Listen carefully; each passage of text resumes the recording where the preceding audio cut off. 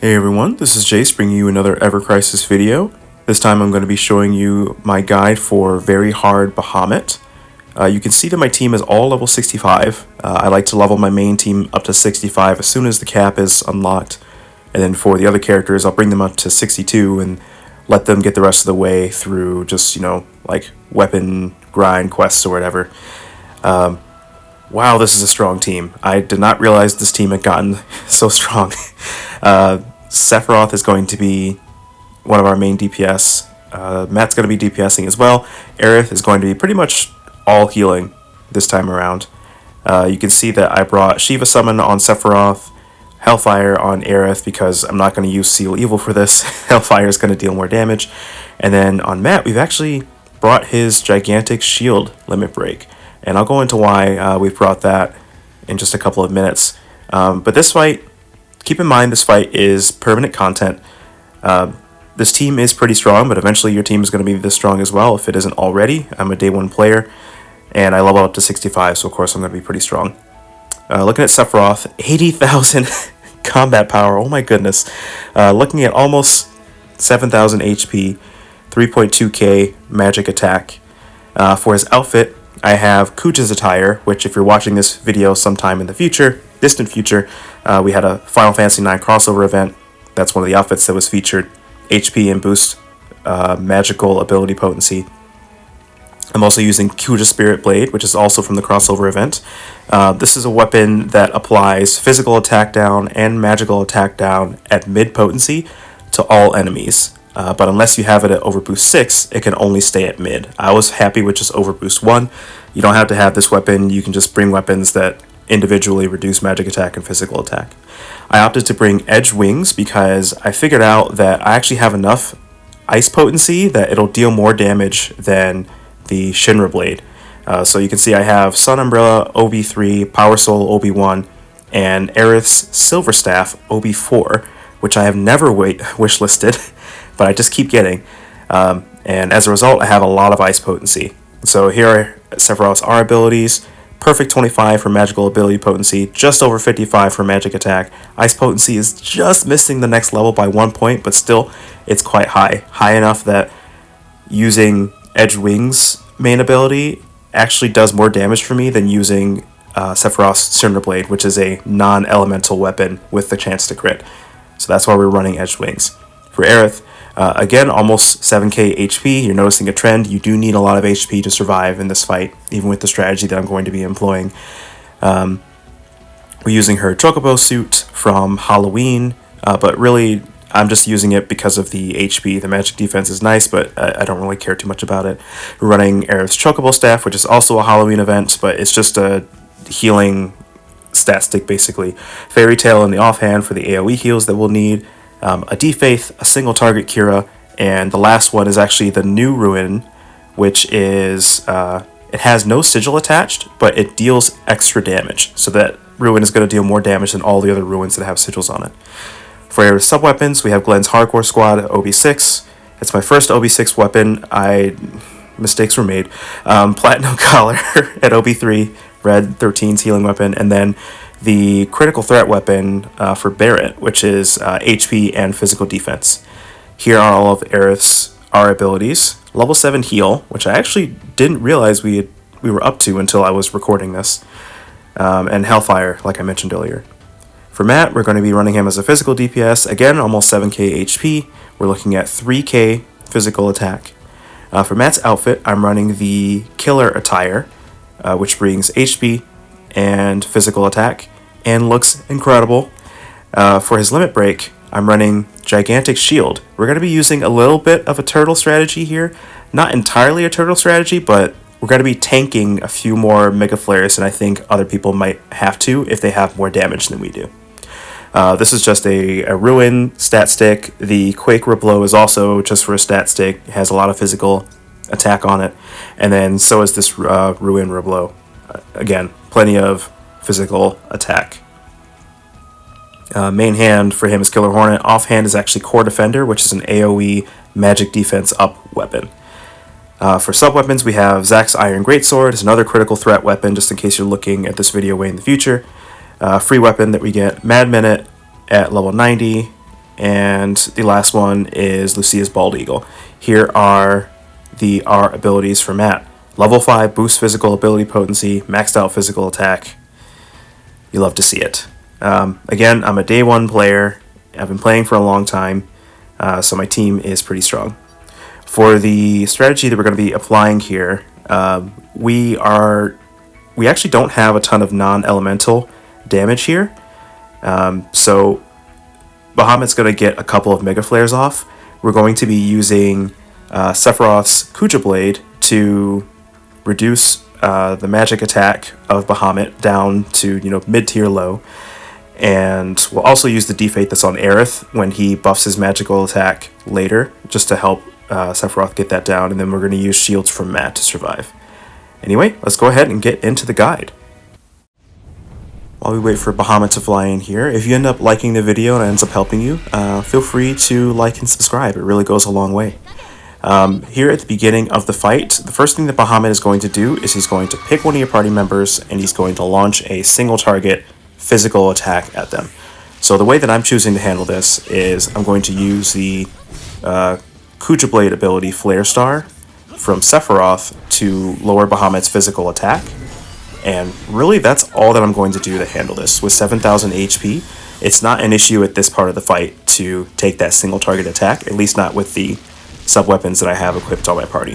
So Aerith's going to take a good chunk of damage, but you can see that I banked some ATB on her to use a single target cure to get her HP up pretty quickly. Up next, Bahamut is going to start using Umble Strikes, which is a magic attack. Single target, but I feel like I've seen it hit multiple targets before. I'm not sure. But either way, he's going to throw 2 bolts, and the best way that I found to deal with it is to wait until his hands are glowing and he's just about to throw the first one, then switch into defensive stance. That way you can mitigate the damage, heal up the person who got hit, and switch back to attack stance before you lose pretty much any gauge at all. Next up is the countdown. As you can see, it says Mega Flare at the top. If you let him count all the way down to 0, he's going to use Mega Flare. The way to pause this counter is by depleting this gauge, which you deplete just by dealing damage. So for my strategy, I don't have a ton of DPS, so I'm going to be able to deplete this gauge the first 2 times that he does the countdown, but the 3rd time the gauge isn't even going to show up because he's already going to be at 1. He continues his countdown from the previous gauge, so you saw that 5 and 4 popped up there.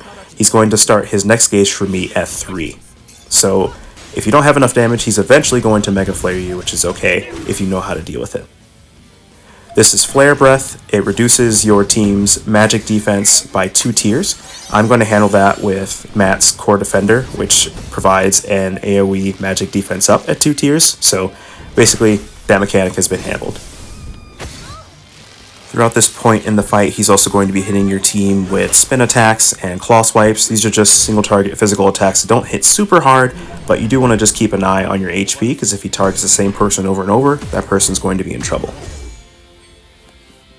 Alright, here is the next countdown. As I mentioned earlier, we're starting at 3 for my team because I don't have the massive amounts of damage that I wish that I had. Thankfully this time around, we have 2 summons up, so we're going to use those to get through a decent amount of the gauge. However, like I said, we're still going to get Mega Flared at some point. I've brought a lot in order to prepare for that. I'll describe the setup once we get to a point in the fight where we actually are having to deal with Mega Flare. But for now, we're just dealing with another gauge. Same as before. Go ahead and break that gauge down so you can keep on going with the fight.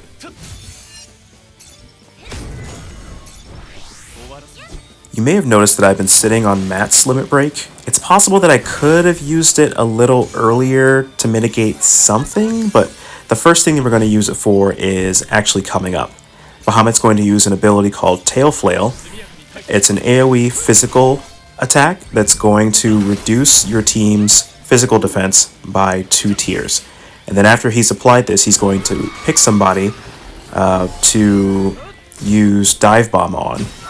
It's going to come after this stream phase. For this stream phase, any ability will break a diamond sigil as long as your attack gauge is full. So just pick your lowest ATB abilities that deal damage, or you can bring a diamond sigil breaking weapon like I did. Either one can work. It's definitely possible to get through that stream phase without having a diamond breaking weapon, so don't sweat too much if you don't have one. You might have to bank some ATB on a character and get rid of all the ATB as soon as the stream phase starts, and you might have to manually control some other ones to make sure they use abilities that don't require too much ATB, but it's definitely possible to do without a diamond sigil breaking weapon. So here's that dive bomb that I mentioned earlier. Now that I'm watching it back, I definitely didn't need to save the gigantic shield. I could have used it earlier just to get rid of the debuff. It would have been just fine. And it's possible that the gigantic shield wouldn't have been up again later when Diamond Dust and Hellfire came back up, and I could have used it for the damage multiplier, but whatever. This is how I used Matt's gigantic shield. So this is going to make it so that we take just as much damage as we did at the beginning of the fight. Without getting rid of that debuff, I can tell you right now, Aerith dies, at least at the HP that I have her at in this party.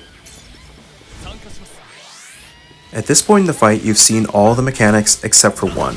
We're still dealing with Umbral Strikes. He's still going to use a couple of the other abilities that you've seen maybe, but at least for my team, the next thing that we have to deal with is Mega Flare.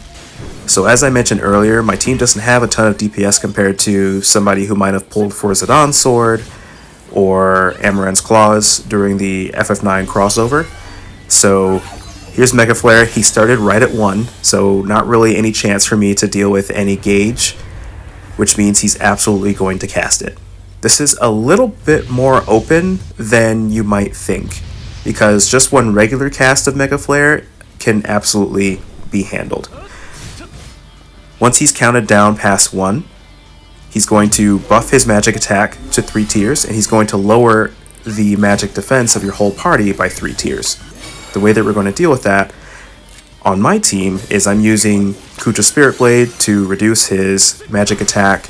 You might have seen that I threw 1 Defaith with Aerith. That's to make sure that Sephiroth only has to cast Flare Star twice. With Matt, I'm just using his magic defense up weapon over and over. And with spare ATB, I use Aerith's Chocobo Staff to buff the magic defense of 1 or 2 characters. In this case, the buff for magic defense ended up falling off of Aerith before Mega Flare went off, which is suboptimal, but again, we were able to survive it. The extra magic defense here is just for a little bit more safety. That being said, as you just saw, he's going to buff his damage, and he's going to use Mega Flare again.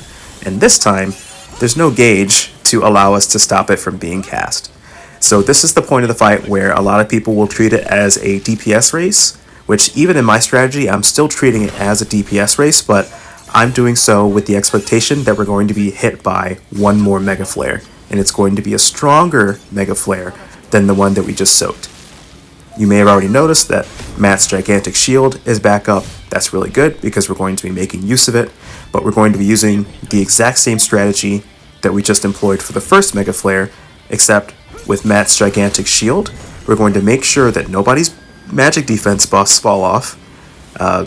Bahamut's magic attack is still going to be reduced by 2 tiers thanks to the Kucha's Spirit Blade combined with the Defaith from Aerith.